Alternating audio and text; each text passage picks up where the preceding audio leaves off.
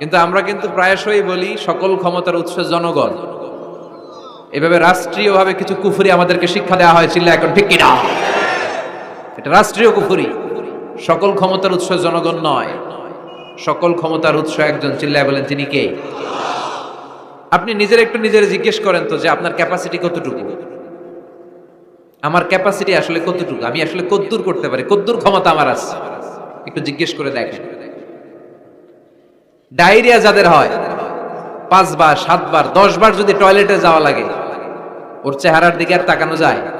নিজেকে দিয়ে ভাবেন, যেদিন আপনার পেট মোচড় দিয়ে ডায়রিয়া হয়েছে, 7 বার 8 বার ইমোটিল ট্যাবলেট খাওয়ার পরে, স্যালাইন খাওয়ার পরেও ভালো হচ্ছে না, 10 বার 12 বার যেতে যেতে চেহারাটা সাদা হয়ে যাচ্ছে, গায়ে কোনো শক্তি নাই, এরপরে 3-4 জন কাঁধে করে টয়লেটে ঢুকায়, আছে না নাই?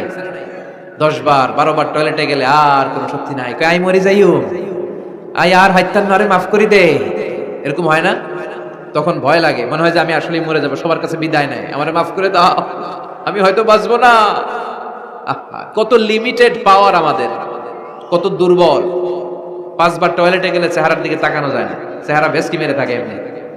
সে নাকি ক্ষমতার মালিক।